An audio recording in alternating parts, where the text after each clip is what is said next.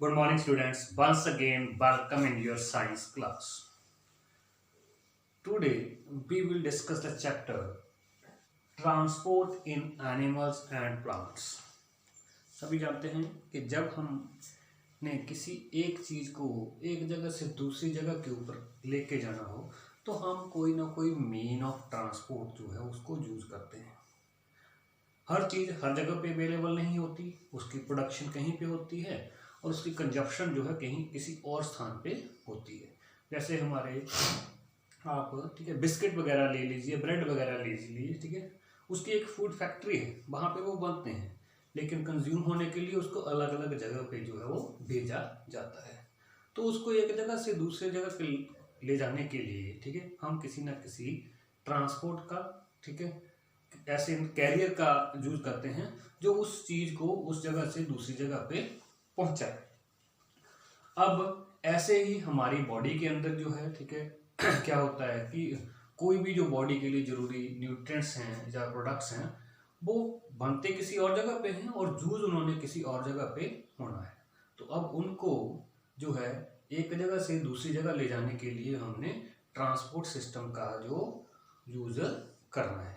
लेकिन उसको डिटेल में पढ़ने से पहले ठीक है हम ट्रांसपोर्ट क्या है इसके बारे में थोड़ा डिटेल में और जानेंगे। अब जैसे कि नाम है transport in animals and plants, मतलब इस लेसन में हमने एनिमल्स एंड प्लांट्स में किस तरीके से जो है ट्रांसपोर्टेशन जब मटेरियल को एक जगह से दूसरी जगह लेके जाया जाता है, और दूसरा इसको मूवमेंट ऑफ सब्सटेंस भी जो है कहा जा सकता है। जैसे कि आपकी सिलेबस नोटबुक में है वहां पे इस चैप्टर का नाम जो है मूवमेंट ऑफ सब्सटेंस जो है वो मेंशन कर रखा है। अब ट्रांसपोर्ट का पहले सभी को मतलब पता होना चाहिए। ट्रांसपोर्ट क्या है? Carry out things from one place to another, कि किसी चीज को एक जगह से दूसरी जगह ले जाने के सिस्टम को, प्रोसेस को हम जो है वो ट्रांसपोर्ट बोलते हैं। अब क्या कैरी करना है ठीक है ये भी हमने डिटेल में पढ़ना है। अब बायोलॉजी में कहिए या ह्यूमन बॉडी में कहिए हमने क्या देखना है ठीक है, जो बायोलॉजी में या ह्यूमन बॉडी में जो ट्रांसपोर्ट है ये एक लाइफ प्रोसेस है। अगर ट्रांसपोर्टेशन ऑफ मटेरियल नहीं होता है तो हमारी जो लाइफ प्रोसेस है वो ठीक है नहीं चलेगी।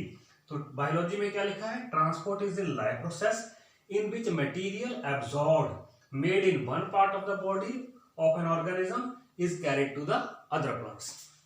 अब अगर आप ठीक है एग्जांपल के तौर पे ठीक है प्लांट्स को कंसीडर करें तो प्लांट्स की रूट्स जो हैं ठीक है रूट्स जो हैं वो वाटर को एब्जॉर्ब करती हैं, लेकिन प्लांट्स के डिफरेंट पार्ट को भी जो है उस वाटर की जरूरत होती है। तो किसी ना किसी सिस्टम के थ्रू वो उसके रूट से उस प्लांट्स के डिफरेंट पार्ट में पहुंचता होगा। अब प्लांट्स के अंदर ही बात करें तो जो फूड है ठीक है वो लीव्स में प्रिपेयर होता है। अब प्लांट्स के बाकी पार्ट्स को भी तो फूड की जरूरत होती है।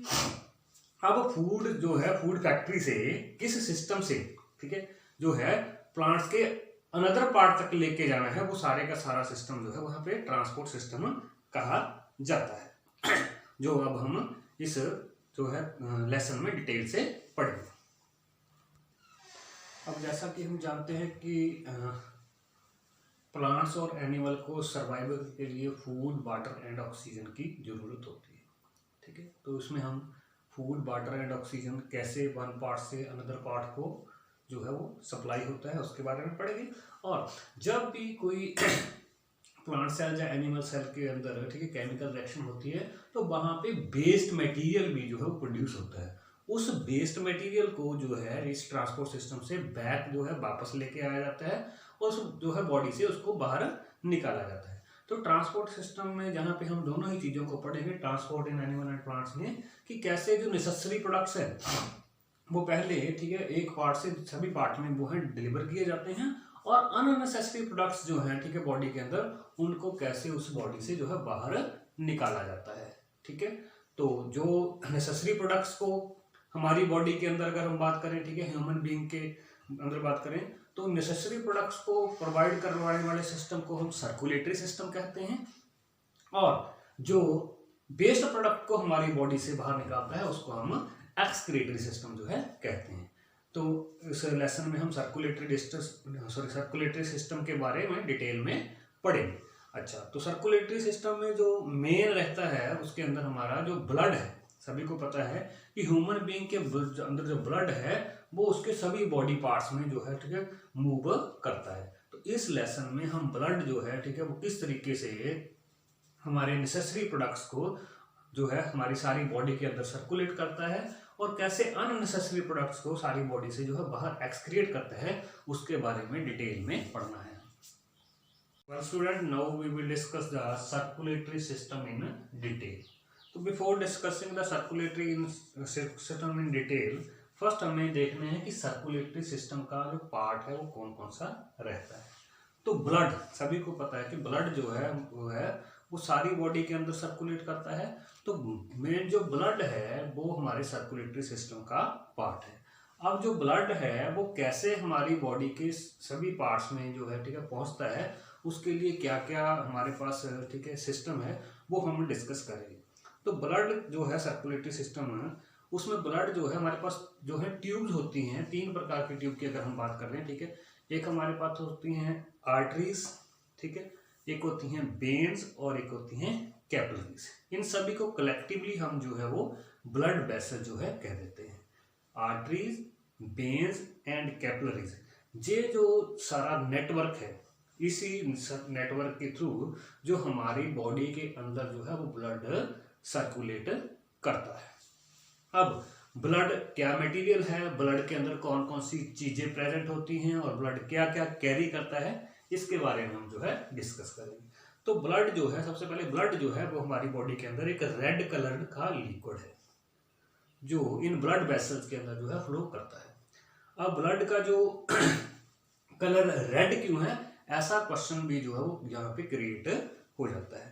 तो ब्लड का कलर जो रेड है वो उसमें प्रेजेंट एक रेड पिगमेंट के कारण है जिसको हीमोग्लोबिन कहा जाता है। अगर कोई पूछे कि ब्लड का जो कलर जो है वो रेड क्यों है, तो ब्लड का कलर जो है आपका रेड है due to the presence of haemoglobin. अब इसके अलावा जो है ब्लड के जो और भी कंपोनेंट होते हैं उनमें आपका प्लाज्मा, ठीक है, प्लाज्मा है, रेड ब्लड सेल्स हैं, व्हाइट ब्लड सेल्स हैं एंड प्लेटलेट्स हैं। ये 4 कंपोनेंट भी आपके ब्लड के जो है हैं और यही सारे चारों कंपोनेंट आपके जो हमारी बॉडी के अंदर जो है वो सर्कुलेट होते हैं, ट्रांसपोर्ट होते हैं। तो अगर अब हमने ब्लड की एक डेफिनेशन देनी हो तो हमारे पास जो है एक डेफिनेशन बन के आती है कि ब्लड जो है, ब्लड इज का liquid, blood is liquid called plasma with red blood cell, white blood cells and platelets floating in it. यानी कि ब्लड के अंदर, ब्लड एक प्लाज्मा है जिसके अंदर आपका red blood sales, white blood sales और प्लेटलेट्स जो है वो फ्लोटिंग प्लेटलेट्स जो है वो उसमें होते हैं। अब बात करेंगे कि प्लाज्मा क्या है, रेड ब्लड सेल्स क्या है, व्हाइट ब्लड सेल्स क्या है और प्लेटलेट्स क्या है। इन सभी का जो है हमारी बॉडी के अंदर क्या रोल रहता है। तो अब हम बात करेंगे कि जो प्लाज्मा है वो कैसा है, ठीक है, उसका काम क्या है। तो प्लाज्मा जो है हमारी बॉडी के अंदर एक पेल जेलो कलर का स्टिकी मटेरियल है, ठीक है। प्लाज्मा जो है उस ब्लड के अंदर जो है, ब्लड जो हमारा लिक्विड है उसके अंदर पेल जेलो और स्टिकी मटेरियल है और उसके अंदर जो है हमारा जो प्लाज्मा है वो कंटेन करता है 90% वाटर, ठीक है, एंड 3.5% आपका साल्ट है। उस प्लाज्मा के अंदर जो है वो, ठीक है, आपका 90% वाटर रहता है और 3.5% जो है आपका साल्ट रहता है। ये प्लाज्मा जो है ब्लड का पार्ट है। अब प्लाज्मा का काम क्या है, प्लाज्मा का जो है वो कंटेन करता है आपके digested foods and waste product. जो भी हमने खाना खाया है, जो उसमें न्यूट्रिएंट है, जो डाइजेस्टेड फूड है, वो भी प्लाज्मा के अंदर जो है रहता है। और उसके बाद जो वेस्ट प्रोडक्ट है, ठीक है, जो वेस्ट प्रोडक्ट हैं वो भी वही कैरी करता है one part two the other. इनके साथ साथ जो है ब्लड के अंदर आपके रेड ब्लड सेल्स और वाइट ब्लड सेल और प्लेटलेट्स भी रहते हैं। ये जो है सारे के सारे आपके उनके पार्ट हैं इस ब्लड के। लेकिन प्लाज्मा का कलर क्या है, उसके अंदर क्या क्या रहता है, ये सारा कुछ यहाँ पे डिटेल में हमने डिस्कस किया है। Red blood cells, white blood cell and plasma, ये सभी के प्लेटलेट्स, ये सभी के सभी जो है आपके प्लाज्मा के अंदर फ्लोटिंग होते हैं, जब प्लाज्मा के अंदर जो है इमर्स्ड रहते हैं, डूबे हुए रहते हैं। तो बस student, now we will discuss the next part of the blood. तो नेक्स्ट पार्ट जो ब्लड का है that is the red blood cells. तो जैसे पहले बताया कि जो रेड ब्लड सेल्स हैं उनका कलर जो है वो रेड होता है due to the presence of red pigment called haemoglobin. जो हीमोग्लोबिन है उसका कलर जो है वो रेड है। इसी वजह से ये जो पिगमेंट है, ये जो हीमोग्लोबिन हमारे ब्लड में प्रेजेंट रहते हैं, इसकी वजह से जो हमारा ब्लड है वो हमें रेड अपीयर जो है वो होता है। अब इस हीमोग्लोबिन का जो काम है, वो रोल जो इस हीमोग्लोबिन का है जो है वो कि ऑक्सीजन को हमारे लंग्स से उठा के हमारे सभी बॉडीज के सेल को जो है वो ट्रांसपोर्ट करना, प्रोवाइड करना। तो मेन जो रेड ब्लड सेल्स का फंक्शन रहता है that is to carry oxygen from the lungs to the all cells of the body. ठीक है, तो ऑक्सीजन कैरिंग जो है इस रेड ब्लड सेल्स का जो है वो मेन फंक्शन है। अगर हमारी बॉडी में कहीं भी डेफिशिएंसी ऑफ हीमोग्लोबिन हो जाती है तो वहाँ पे इसका मतलब है कि अगर हीमोग्लोबिन की डेफिशिएंसी है तो हमारा जो बॉडी पार्ट में ऑक्सीजन जो है वो इजीली जो है, ठीक है, आसानी से कैरी नहीं कर पा रही है। तो कहीं ना कहीं हमारे हीमोग्लोबिन में जो है प्रॉब्लम है। हीमोग्लोबिन को हम HB जो है, ठीक है, वो भी कहते हैं HB, जिसके लिए हम हीमोग्लोबिन को जो है HB भी कहा जाता है। और ये नोट करना कि जो मैक्सिमम जो नंबर होते हैं हमारे ब्लड में जो है रेड ब्लड सेल्स की काउंटिंग है जो वो जो है हाईएस्ट होती है। और उसके बाद बात करते हैं नेक्स्ट कंपोनेंट की, that is the white blood sales. ठीक है, व्हाइट ब्लड सेल्स को शॉर्ट फॉर्म में WBC भी कहा जाता है और रेड ब्लड को शॉर्ट फॉर्म में आपका RBC भी जो है बोला जाता है।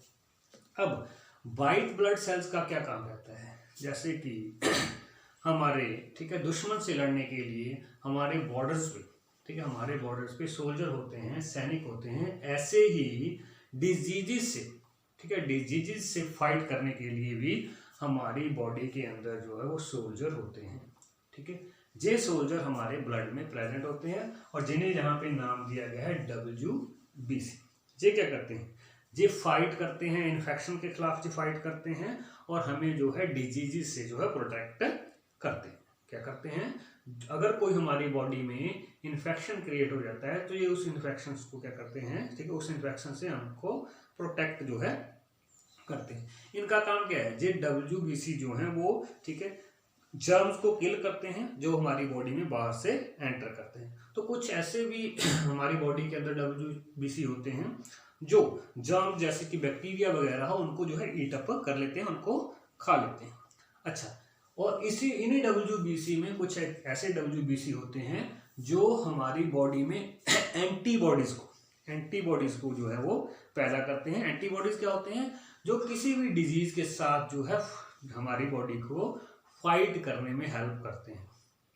तो कुछ तो WBC खुद ही उन बैक्टीरिया को किल करके जो है खत्म कर देते हैं और कुछ WBC जो है वो क्या करते हैं, एंटीबॉडीज को डेवलप करते हैं जो डिजीजेस के खिलाफ जो है फाइट करने में हमारी हेल्प करते हैं। तो well, now we will discuss the, तो स्टूडेंट अब हम डिस्कस करेंगे, ठीक है, लास्ट पार्ट, प्लेटलेट्स। प्लेटलेट्स का क्या फंक्शन है, जैसे कि यहाँ पे लिखा है help in clotting the blood, help in clotting the blood. अब आपने देखा होगा कि जब कभी भी हमें कट लगता है, कट जैसे ही लगता है हमारी बॉडी के अंदर तो वहां से जो है ब्लड बाहर आना शुरू हो जाता है और धीरे धीरे जो है उसके ऊपर, ठीक है, एक क्लॉट सा बन जाता है। ठीक है, वो ब्लड जो है जम जाता है, थक्का सा बन जाता है, जिससे जो है क्या है, फर्दर ब्लीडिंग जो है वो स्टॉप हो जाती है। तो वो जो क्लॉट बनता है, जो वहां पे, ठीक है, थक्का सा बन जाता है, उसका कारण होता है ब्लड में प्रेजेंस प्लेटलेट्स। अगर किसी की बॉडी में प्लेटलेट्स की जो काउंटिंग है वो अच्छी है तो वहां पे जो उसकी जो ब्लीडिंग है वो जल्दी से जो है वो रुक जाती है, फर्दर ब्लीडिंग नहीं हो जाती, जब नहीं होती है जब वहां पे क्लॉटिंग हो जाती है। लेकिन अगर किसी में किसी की बॉडी के अंदर प्लेटलेट्स के जो काउंट है वो कम है तो वहां पे जो है ब्लीडिंग है वो आसानी से रुकती नहीं है और ये जो है ब्लीडिंग होती रहती है और कभी कभी ये जो है एक्सेसिव ब्लीडिंग जो है वहां पे जो है डेथ का कारण जो है बन जाती है। तो जहाँ पे हमें याद रखना है कि जो ब्लड है, सॉरी, प्लेटलेट्स हैं वो कहीं ना कहीं क्लॉटिंग में जो है हमारा हेल्प करते हैं। अब इसके बाद बात करते हैं कि जहाँ पे फंक्शंस ऑफ ब्लड क्या है, मतलब ब्लड के फंक्शन हमने स्टडी कर लिए हैं। तो सबसे पहले जो अगर बात करें हम सिंपली, तो डाइजेस्टेड फूड जो है वो ब्लड कैरी करता है बॉडी के सभी पार्ट्स को, ठीक है, डाइजेस्टेड फूड को कैरी करता है, वाटर को ट्रांसपोर्ट करता है, ठीक है, ब्लड जो है वो सारी बॉडी के अंदर सर्कुलेट करता है, तो वो वाटर को भी सारी बॉडी पार्ट्स में, सभी बॉडी सेल्स में जो है वो पहुंचाता है।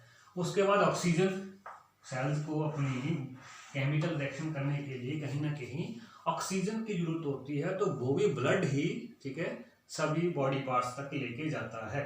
उसके बाद जब केमिकल रिएक्शन हो जाती हैं तो सेल जो है कार्बन डाइऑक्साइड को छोड़ते हैं, तो उस कार्बन डाइऑक्साइड को वही ब्लड वापस जो है, ठीक है, बाहर निकालने में हेल्प करता है। ऑक्सीजन को भी, ठीक है, उसी ने कैरी करना है और कार्बन डाइऑक्साइड को भी उसी ने ही कैरी करना है ब्लड।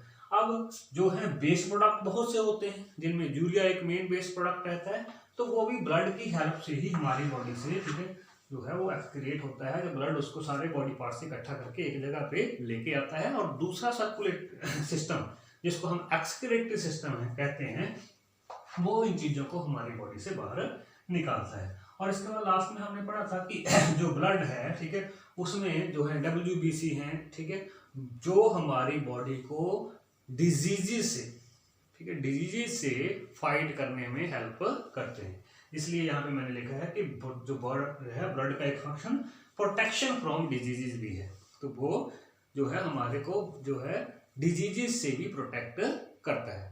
अब इसके बाद जो, ठीक है, मेन है कि हमारे जो ब्लड में दो प्रकार के सिस्टम रहते हैं, ठीक है, सॉरी, दो प्रकार के सिस्टम नहीं, जो ब्लड सर्कुलेट हमारी बॉडी में करता है, तो वहां पे देखिए एक ऑक्सीजनेटेड ब्लड होता है और एक जो है आपका डीऑक्सीजनेटेड ब्लड।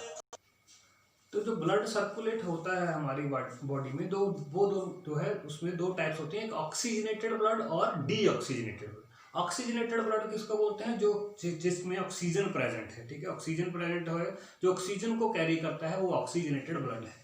और जो जिसके साथ कार्बन डाइऑक्साइड प्रेजेंट है, उसको हम डीऑक्सीजनेटेड ब्लड बोलते हैं।